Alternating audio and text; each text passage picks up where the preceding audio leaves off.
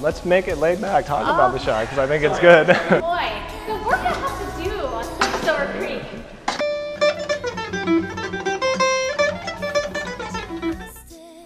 So Chardonnay production is something that we've been doing for a long time. 1936, we did our first varietally labeled Chardonnay in the world. No one else was putting the varietals on. It used to be a Chablis, a Hardy Burgundy, or just other names of the wines. And then Chardonnay really took off. And so now here we're looking at a Chardonnay, and it's a great example of the ways you can talk about where wine gets its flavor.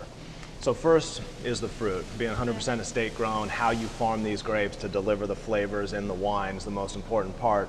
Next is the barrels. I mentioned we're buying barrels from 8 different countries, all the different flavors that come in, your toasty notes, your vanilla, cumin, clove, coconut, and then all of the sugar, caramelization, honey, and then the yeast. So right down here, that's a layer of yeast that actually perform the fermentation on this Chardonnay.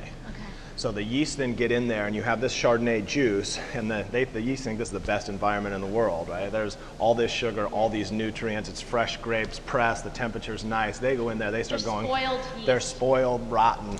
and they start just dividing up, obviously gobbling up all the sugar, spitting out the ethanol, and then at the end of the fermentation, now they went from this sugar-rich, nutrient-rich environment to reasonably acidic 13% alcohol solution, essentially, the wine. And so they die and they settle down to the bottom. And then so what we'll do is called surly aging, is literally aging on the lees. And in the same way that a sparkling wine, you've of course had a sparkling wine, said, well, that's nutty, sort of a caramel, creamy. That comes from that exact same thing of aging on the yeast lees there. And so battonage is the process where you actually open the barrel, stick a stir bar in there and stir up that yeast lees, and it sort of causes it to resuspend in here. So you're incorporating those flavors into the wine that much more. So another decision point along the way is you could stir it every day, every 2 days, every week, every 3 weeks, every 6 weeks. And so the most we stir is every week, and then on the least we stir on the Chardonnay is every 6 weeks. So it's another sort of artistic touch point in how creamy, nutty do you want it, what's the fruit component, and you're obviously tasting along the way saying, let's keep going, nope, the fruit's starting to come down, I think that's where we want it, let's hold that stirring. When you're tasting the wines from these in the barrels and figuring out what combination of different treatments you can give to it, do you just know, or are you sometimes unsure, or like, how do you make those decisions?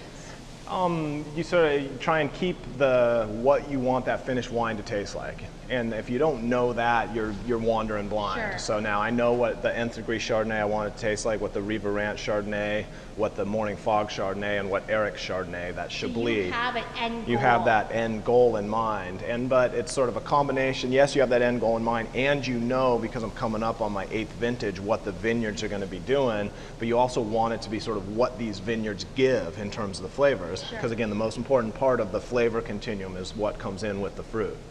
And then with what comes in the fruit, you can say, okay, this one can handle a little bit more wood.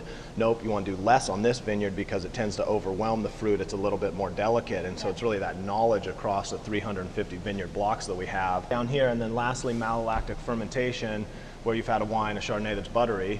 And that comes when bacteria converts malic acid into lactic acid and then produces a molecule called diacetyl, which is just perfectly popcorn butter. So that buttery note comes from that. And so all of those things along the way that you can control to sort of shape those end flavors.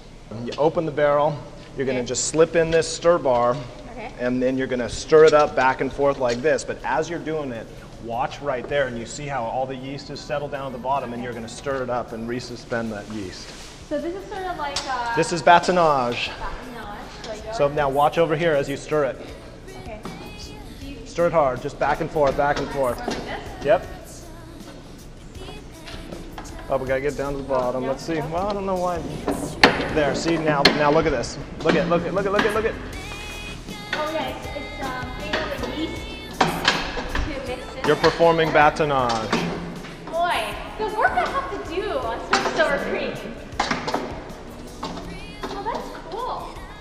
So that gets it all mixed in there. Yeah, and so now those flavors from those yeasts are integrating with the wine, and so you get that creamy, nutty, dough-like, those toasted nuts, toasted hazelnuts, almonds, walnuts. So it's back with just all these flavors. Are there certain species of yeast, or do you mix it? Like I've heard that some wineries are experimenting now with wild yeast, right? Yeah. Just sort of figuring out flavor. So wild yeast is just the natural fermentation, Yes. and then so we're buying like 12, 15 different types of yeast, but then also doing natural fermentations. Okay. So if you do a natural fermentation or a wild yeast, you're letting the indigenous yeast in here go to work. Yeah. So when you inoculate, you're like putting a Fleischmann's yeast, or like, but it's designed for wine. You put that in, and that then just takes over. They're Yeah. all this sugar, best environment in the world, spoiled, rotten yeast. But if you don't, what you're going to have in that wine is an ecological battle where so many different species are trying to get the Yes. upper hand. They Yes. want to gobble up the sugar. They want to win that little battle. And so what then would settle down to the bottom would be a diversity of species. Diversity of species leads to diversity of flavors. I see. So now it's a more So risky less way to make wine, yes. less predictable, exactly. So now you're running risks of you don't know. And Yes. that's where vintage variation comes in as well. So we just finished mixing the yeast in this barrel of Chardonnay, and you can see that the yeast that started off down settled here has moved up, and it's going to take about 10 days before it settles back down. But the reason why you want to mix it up, and you can do this daily or you can do it once a week, different variations to get the nuttiness from the yeast incorporated into the Chardonnay.